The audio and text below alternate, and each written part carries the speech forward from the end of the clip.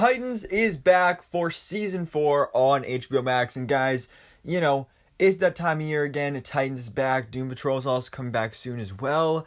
This December. We know we got part 1. Part 2 will be coming in 2023. But for now, we do have the season 4 premiere, the first 2 episodes of Titans season 4. And I gotta say, it's looking pretty good so far. But then again, we were tricked by that last season 2. It was an absolutely stellar 3-episode premiere. And it went downhill from there. But hopefully that's not going to be the same case here.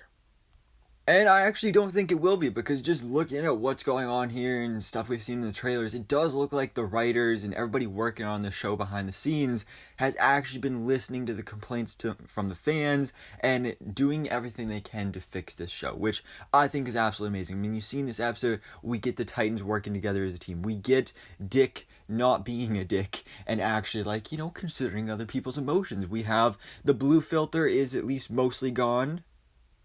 The writing is much, much better. We also have actually when they're out in the field calling each other by their code names. Nightwing, Beast Boy, Raven. This is some great stuff. So I'm really excited to talk about this. Like I said, we do have 2 episodes to talk about today, so I'm not going to waste any more time talking about this show. Let's jump into this and break down episodes 1 and 2. So of course, spoiler warning, if you haven't seen it yet, go check it out on HBO Max. But for now, let's jump into this and break down Titans Season 4, Episode 1, titled Lex Luthor. So I love the opening of this season because it just opens up with the Titans just hanging out, having fun at the bowling alley. You get some 80s music playing. It's just awesome. You get to see this group together as a family, just having fun. Actually gets me pretty excited because I'm actually going bowling with some of my friends this weekend, so that's pretty cool. But this is just great. It's a great scene here. We got a little bit of Dick Corey going on there, so of course I know everybody's loving from that. I also love the developments with Gar. Everything going on with Gar here so far this season is amazing, so I'm excited to see his larger role. But I love how when they're bowling, he uses his arm and changes it into a squid tentacle to bowl. That was awesome, especially since we're going to be getting more exploration of his different animal transformations throughout the season. But then things kick into gear when Dick gets a call from Bruce Wayne. We don't actually get a cameo or hear Ian Glenn's voice or anything like that, but Bruce calls and says basically that Superman wants to meet Connor. So of course Connor's super excited about this because he's always wondered about his past, where he comes from. His father's, of course, he is basically an experiment that was created in a lab by Lex Luthor, combining the DNA of Superman and Lex Luthor. So he's always wanted to meet Superman. Superman's his hero and also basically his dad. So of course he wants to meet him. So they're all excited about this. The whole team is excited for him. So they end up going to Metropolis to visit Star Labs, where we do get the unfortunate news that Superman had to go away on urgent business, save the galaxy and all that stuff. So kind of important. But he did leave this letter for Connor to read. We did actually see it previously a couple weeks ago at New York Comic Con. I believe it was on display. But really, I love this whole part of Star Labs because I think personally it's my favorite part of the episode because we just get such a cool demonstration of all these characters' powers. Obviously we get this cool thing with Connor and the whole Superman thing, but we also have then Starfire. She is testing out her powers, and the doctor lady says something like, "Oh, you just destroyed the most durable material on the planet with ease, and you're just scratching the surface of your new powers." We also have Beast Boy, which was really cool. I mean, kind of a little disappointing, but awesome at the same time. Because first of all, he gets a new suit. We've seen in the promos, the trailers, the first looks that he gets a brand new superhero suit as Beast Boy. So that's really cool. He tries that on. Looks great and everything. But then he's like, all right, I'm going to test it out by turning into animals, because I love how they even mention your days of getting naked in the street to turn into animals are over, which that's pretty good. That's definitely a good development for that character. So he's going to test it out. But when he does, it zooms inside his head and goes to some sort of vision that he's having, which we saw in the trailer, where he's on the ground in a desert or something, and in front of him is this tree with a bunch of possums hanging from it. And then all of a sudden he wakes up from this vision. the whole lab is destroyed, and then Connor and Dick fill us in on what happened. Apparently, he turned into a gorilla, a velociraptor, and an armadillo. So it's awesome that we're getting these cool animal advancements and features here. Just kind of sucks that we didn't actually see it, but then again, it makes sense given the fact that, you know, budgetary reasons, CGI is expensive and all that, and also probably they're just saving it for later on when we get more development on it. But specifically those three animals, armadillos are cool, but gorilla is like the main thing that you will see Beast Boy turn into in the comics, and that's probably the biggest thing I've been wanting him to turn into on the show. Also Velociraptor, because Beast Boy can also turn into dinosaurs, so that's just awesome that that's part of the show as well. But then finally for our Star Lab stuff, we also have a little bit with Tim Drake, where he is officially the new Robin. I love how when they're at first talking about like, hey, we made something for you, he's freaking out like, oh my god guys, you made me the new Robin suit. And no, it's not a Robin suit, but I am feeling like we're probably going to be getting that at least by the end of the season. But he does get his official Robin bow staff, which we also saw in the trailers and previous clips as well, which is actually given to him by Bernard, the head of Star Labs here in this series. And in the comics, Bernard is actually Tim Drake's boyfriend and romantic interest. So seems like they're most likely going to be setting that up here. We saw a little bit that you could tell Tim has a crush on him. I talked about that when we broke down that clip from a couple weeks ago. But definitely really cool. I'm excited to see more Tim in this season, see his eventual transformation officially into the new Robin.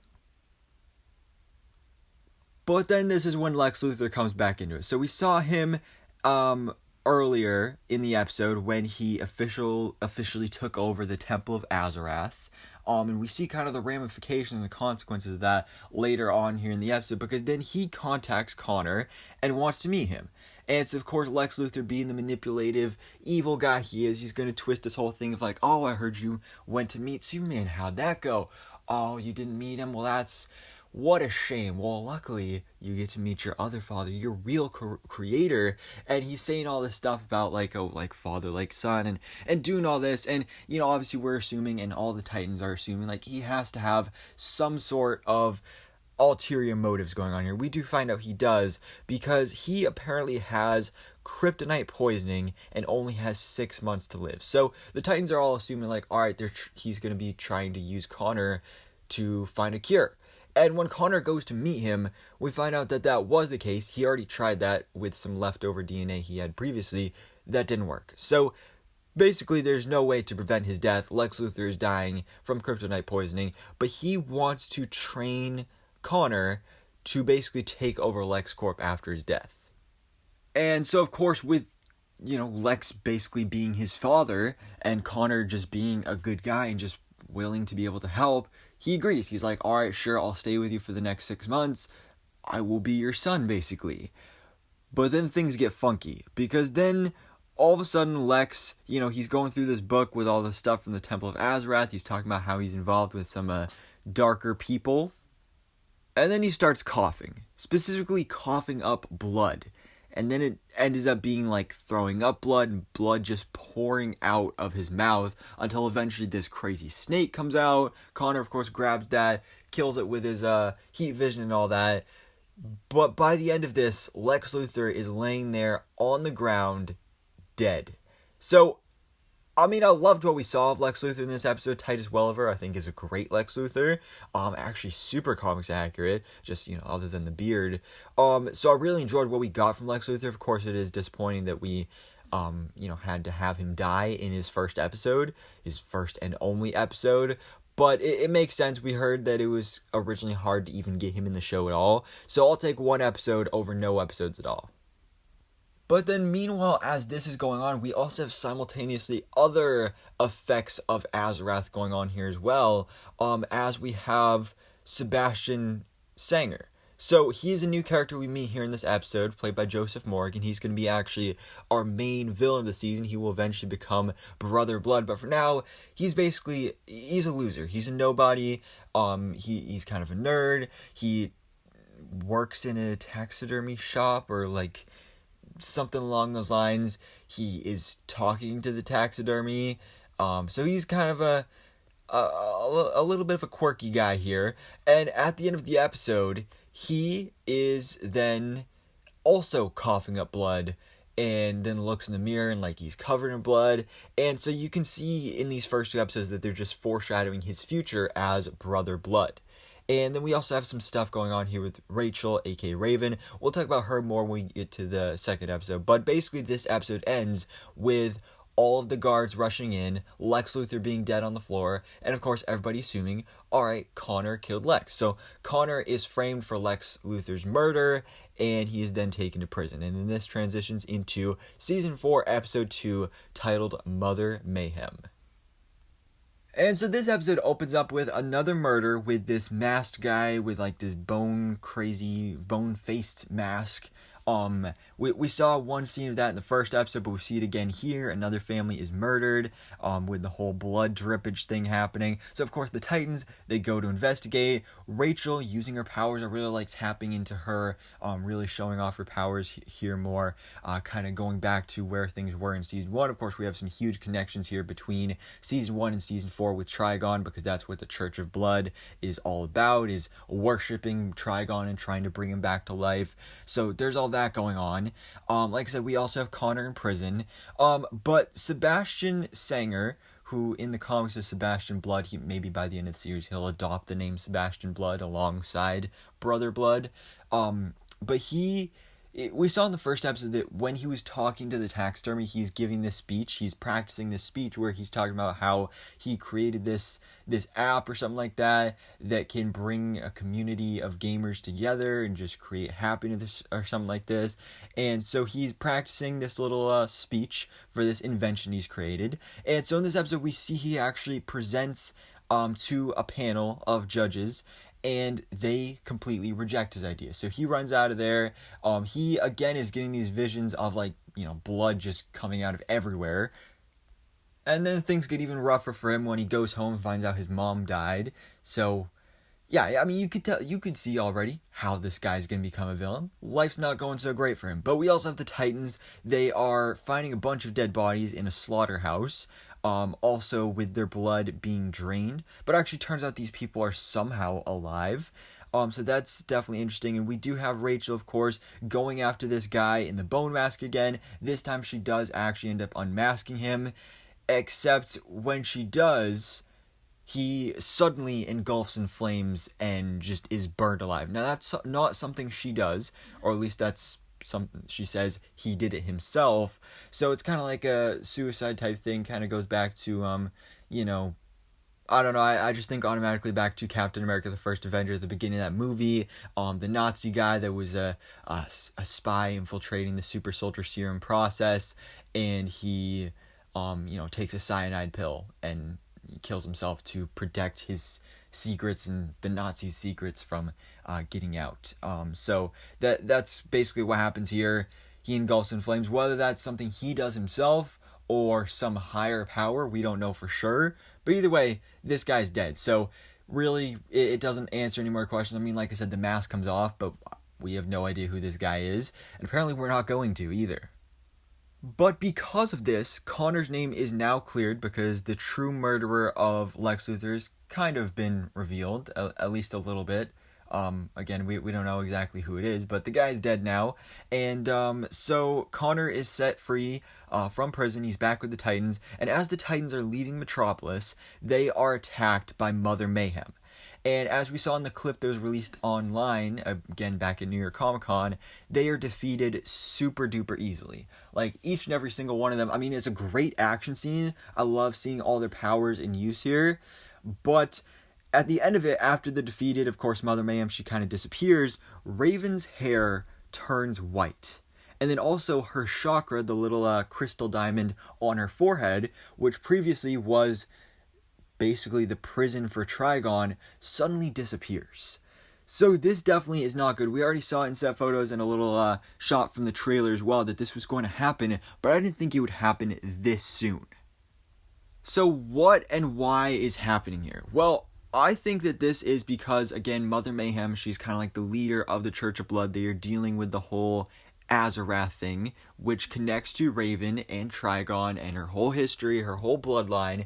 And so where I don't even know exactly what's going on here, but I'm assuming that's why it specifically affected Raven and not the others, is just because of the Azarath connection. I don't know why specifically her hair turned white, but I'm assuming the whole reason that her chakra disappeared is, again, because the Church of Blood is trying to resurrect Trigon. So I don't know if that means that maybe now they have it, or it's just disappeared and is completely gone out of existence. I don't know exactly what's going on there, but I'm definitely interested to find out, because again, I'm loving these kind of full circle connections back to season 1 with the whole Trigon storyline. But then the episode ends with Mother Mayhem going back to the Church of Blood. You got this crazy blood cult chanting Azarath, Metreon, Zinthos, as we saw in the teaser trailer. Of course, the classic line from the comics and the cartoons. Raven says it all the time, so I feel like by the end of the season, she's going to start adapting that as well. And then the final scene of the episode, though, is Sebastian Sanger hearing these chants of Azarath, Metreon, Zinthos. Again, also foreshadowing his future as Brother Blood, the eventual leader of the Church of Blood. And so that is it. That is the 2-episode premiere of Titans Season 4 on HBO Max. Again, I think this was a great start to the season. I definitely preferred the first one to the second episode, but they were both good. I'm really enjoying, again, these connections back to Season 1, the more horror elements that are being injected here. It's just really good. I mean, this is such a major improvement. The teamwork, the family environment of this team, just major upgrades to the Titans in Season 4.